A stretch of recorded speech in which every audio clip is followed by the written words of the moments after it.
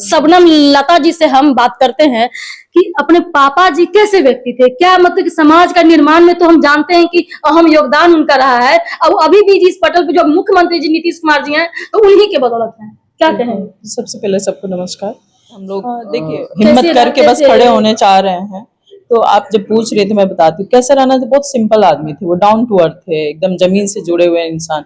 कोई भी आ गया तो उनको खाना बना के खिलाना, कोई भी मरीज आ गया तो हॉस्पिटल ले जाना। मतलब मैं क्या बोलूं उनके बारे में, एकदम शब्द कम पड़ जाते हैं।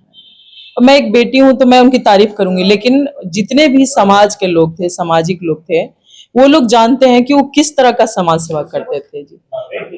हमेशा से गरीब गुरबा के लिए खड़े रहे वो। मैं इनफैक्ट आप बताए पूरे बिहार से कहीं से भी कोई आता था उनके पास।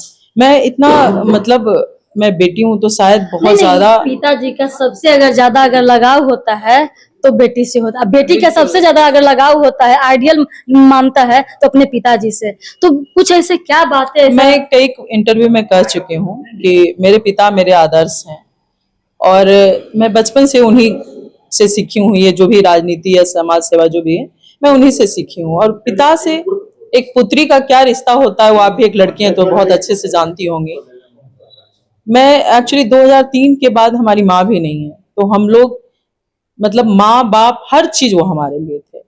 अगर वो थोड़ा सा भी कुछ भी बनाते थे, स्पेशल खाना या बनवाते थे, मेरे लिए जरूर भेजते थे।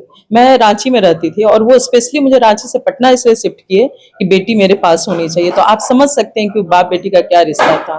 मैं उनसे बहुत कुछ सीखी हूँ, बहुत कुछ सीखना चाहती थी, वक्त कम मिला। शायद जब पेरेंट्स रहते हैं तो लगता भी है, क्योंकि ऐसा कोई सोचता नहीं है कि उनका साथ छूट जाएगा। और मैं तो कभी नहीं सोची थी, मैंने जो नीचे देखा मैं कभी सोची भी नहीं थी कि ऐसा दिन भी मेरी लाइफ में आएगा। खासकर पापा, जो पापा क्या थे हम लोग के लिए, मेरे लिए खास के, मैं शब्दों में बयान नहीं कर सकती। देखिए कि दुख की जो है घड़ी में जो फिर भी आप बोल रही हैं, कर रही हैं, समाज के लिए जो इकट्ठा लगी हुई हैं कि उनकी जो है जो कमी जो है और समाज को जो खले नहीं। बिल्कुल मैं इनके साथ खड़ी हूँ। जो पापा का काम अधूरा रह गया, मैं अगर मौका मिला तो मैं सबके साथ खड़ी रहूंगी। और उनको लगेगा कि हाँ ये सतीश कुमार की बेटी, मैं पापा को भी लेट डाउन नहीं करूंगी कभी। उनको भी गर्व होगा जहां भी रहेंगे कि मेरी ही बेटी है। मुझे बोलते थे कि मेरी छवि इसमें है, तो मैं पूरी कोशिश, मैं अपने पूरी जान लगा दूंगी कि जिनको भी जैसा लगता है कि सतीश कुमार ऐसे थे, तो बाद में ऐसा फील हो कि हाँ उनकी बेटी बिल्कुल उनके जैसी है, हम लोग के साथ खड़ी है। क्योंकि उन सब का आशीर्वाद है, पापा का आशीर्वाद रहा, तो मैं बहुत कुछ करूंगी अपने समाज के लिए भी, गरीबों के लिए भी, जिनको भी मेरी जरूरत हो। उनको ऐसे खाने में क्या पसंद था? खाने में मैं जब छोटी थी तब मैं देखती थी पापा मछली बहुत ज्यादा उनको पसंद था। मेरे दादी के बना हुआ हाथ से मछली, या फिर सबसे ज्यादा दाल चावल चोखा, जो मुझे भी बहुत प्रिय है। और मुझे बोलते भी थे कि मेरे जैसा ही कि ये भी खाना खाती है, जो जो उनको पसंद है वही वही मुझे भी पसंद है। मुझे हर कोई बोलता है कि एकदम पापा की तरह है। मैं दिखती भी हूँ शायद पापा की तरह ही, थोड़े थोड़े जितने भी लोग हैं सब। कहीं भी मैं जाती हूँ तो जैसे ही बोलती हूँ सतीश कुमार की बेटी, बोलती है आपको परिचय देने की जरूरत नहीं है, सतीश कुमार एक बड़ा चेहरा, और चेहरा भी आपका मिलता है पापा से। तो ये मेरे लिए बहुत गर्व की बात है कि मैं सतीश कुमार की बेटी हूँ। हाल में ही किसी ने लिखा था फेसबुक में मुझे कि आप बहुत खुशकिस्मत हैं कि आप सतीश कुमार की बेटी। सच में मुझे, मतलब मैं क्या बताऊं, मुझे गूजबम्स आ रहे हैं। मैं सच में सतीश कुमार की बेटी हूँ। ये इन 10 दिनों में मुझे जी पता चला कि इतने महान थे ये। क्योंकि वो जब आपके पेरेंट्स इतने बड़े हैं तो आपको बहुत कुछ ऐसा लगता नहीं जब आप घर में होते हैं। उनके जाने के बाद मुझे महसूस हुआ। मुझे बोलते थे वो कि तुम्हारा बाप क्या है तुम्हें नहीं पता है, क्योंकि ये मुझे ना एकदम याद है ये सब, क्योंकि हाल फिलहाल में मुझे उन्होंने बोला था। तो आज मुझे महसूस करा के वो गए। हालांकि मैं बहुत अकेलापन फील करती हूँ कि मैं पापा से बहुत ज्यादा अटैच थी। किस तरीके से बढ़ाएंगे अपने समाज को, जिस तरीके से जो है वो उतरे थे, खड़े उतरे थे, लोगों के लिए काम करते रहते। आखिर हमको ये जानने का ये है कि क्या कारण, क्या वजह है, क्या ये राज्यसभा नीतीश कुमार जाने जी का ये वजह क्या हो सकता है? एक्चुअली 5-6 दिन से बहुत लेकिन स्ट्रेस में लोग कह थे। रहे थे कि हाँ उनका जो नहीं, सदमा उनको बर्दाश्त नहीं नहीं हो रहा बिल्कुल है। मैं बता रही हूँ, मैं बेटी हूँ, मैं उनसे काफी क्लोज थी। मुझसे हर दिन वो 1 घंटा फोन पे बात करते थे। और जब ये घटना हुई राज्यसभा जाने वाली, तब मैंने बात किया पापा से, तो काफी स्ट्रेस थे। मैंने बोला भी कि पापा लगता है आपको वो चिंता हो गई कि नीतीश कुमार यहाँ से जा रहे हैं बिहार छोड़कर। बोले हाँ चिंता तो होता है, क्योंकि बहुत मेहनत से पार्टी बनाया, उनको भी बनाने में बहुत बड़ा इनका हाथ था। तो अफसोस तो होगा उनको। मैंने बोला भी कितना टेंशन क्यों लेते हैं, आपको क्या मिला, आपको तो उन्होंने कुछ नहीं दिया। बोला जो भी हो, हमने समाज को आगे लाया, समाज को जोड़ा, इतना मजबूत संगठन पूरे बिहार में किया, अब लगता है ऐसे अनाथ हो जाएगा हमारा समाज। तो ये इन सब चीजों का स्ट्रेस बहुत ज्यादा था उनको, और कोई नहीं, सबसे ज्यादा स्ट्रेस यही 3-4 दिन से था। बिल्कुल वो स्वस्थ है, एकदम स्वस्थ है, उन्हें कुछ नहीं हुआ। लेकिन मुख्यमंत्री देखने भी तक नहीं आए।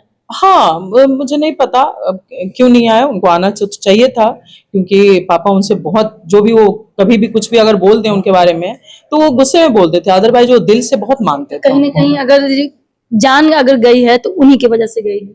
नहीं, मैं किसी को वजह नहीं बता रही, वजह बट नहीं, मतलब कि हाँ, नहीं, कारण मतलब हुआ, क्योंकि लगाव था, दिल से चाहते बिल्कुल, थे, पार्टी वो तोड़ना नहीं चाहते, आगे बढ़ाना चाहते थे। 10 दिन से वो उनसे मिलना बहुत चाह रहे थे। अब क्या रीजन था उनके अंदर, क्या था, वो क्या उनसे बात करना चाहते थे, वो वही जानेंगे, क्योंकि वो सिर्फ उनसे बात करना चाहते थे, कोशिश कर रहे थे वो 10 दिन से उनसे मिलने को, लेकिन उनको मिलने नहीं दिया गया, या फिर क्या हुआ मुझे नहीं पता, इतना मैं बहुत ज्यादा भी कमेंट्स नहीं कर सकती हूँ।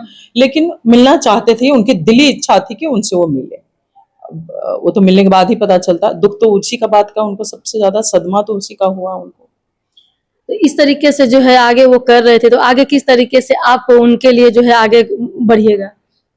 मैं लोगों चाहूंगी के कि लिए, एक समाज बार, के लिए। हाँ, मैं सोचती हूँ कि मुझे लगता है कि पूरे बिहार में मुझे घूमकर अपने जो भी समाज के लोग उनको एकजुट करके एक संगठन को मजबूत करने का कोशिश करेंगे, तभी फिर आगे कुछ सोचेंगे। क्योंकि बाकी जितने भी हमारे गार्जियंस हैं, हमारे भाई हैं, छोटे भाई हैं, सबसे एक बार राय विचार करेंगे क्या आगे करना चाहिए, क्योंकि ये सिर्फ हमारे नहीं, सबका है, विकास होना चाहिए, सबका संगठन, मतलब सब लोग इस संगठन से जुड़ना चाहेंगे। संगठन जितने भी, खासकर पटेल समाज के जो युवा लड़के हैं, क्योंकि मैं बता रही हूँ 10 दिनों में मुझे कम से कम 500 लड़कों ने मुझे मैसेज किया कि दीदी आपके साथ हैं हम लोग। तो इसका मतलब है कि उनको पता है कि सतीश कुमार कौन है। आज हम अगर गर्व से कहते हैं कि हम कुर्मी हैं, तो ये सतीश कुमार की देन है, और आने वाली हर पीढ़ी ये जानेगी, और हर पीढ़ी को ये फक्र होगा, गर्व महसूस होगा कि ये सतीश कुमार का देन है कि आप सीना तान के बोलते हैं कि हम कुर्मी हैं। इसके पहले शायद बोलते नहीं थे लोग, छुपाते थे कि वो कुर्मी है। सही बोल रहे हैं ना? तो आने वाली हर पीढ़ी को पता चलेगा, और नहीं पता चलेगा तो हम बताएंगे उनको। चलिए, नहीं पता चलेगा तो हम बताएंगे। सही में जो इस समाज में जो है फाउंडर है, और जो हम गर्व से कहते हैं कि हम कुर्मी हैं, तो कहीं वो वजह जो है, कारण है, वही है। तो आने वाले पीढ़ी को इनके बारे में बताइए और समझाइए कि किस तरीके से काम करें। बाकी जो है शबनम लता जी आपको जो गाइड करते रहेंगे, समाज को आगे एकता की ओर बढ़ाते रहेंगे। तब तक के लिए जय हिंद। तो डीके स्पेशल चैनल में आपका स्वागत है। मैं हूँ डीके जी। समाज से भी बात करते हैं। आज का जो है समाज के जो है कुर्मी एकता जो है कहा जाए, समाज का अगर निर्माता कहा जाए, कुमार जी का नाम जो है स्वर्ण अक्षरों में है। अब बाकी अगर कहा जाए कि 20 साल से जो मुख्यमंत्री के तौर पे ये 21.5 साल हो गया, उन्हें अभी तौर पे अभी भी है मुख्यमंत्री के लिए, तो कहीं ना कहीं जो अहम भूमिका बनाने में जो उन्हीं का हाथ है। चलिए, उनकी जो है कैसे देहांत हुआ, किस तरीके से भी हुआ, क्या राज्यसभा के जाने का क्या सदमा लगा है, इन तमाम बातों को लेकर के जो है उनके जो है आदरणीय सुपुत्री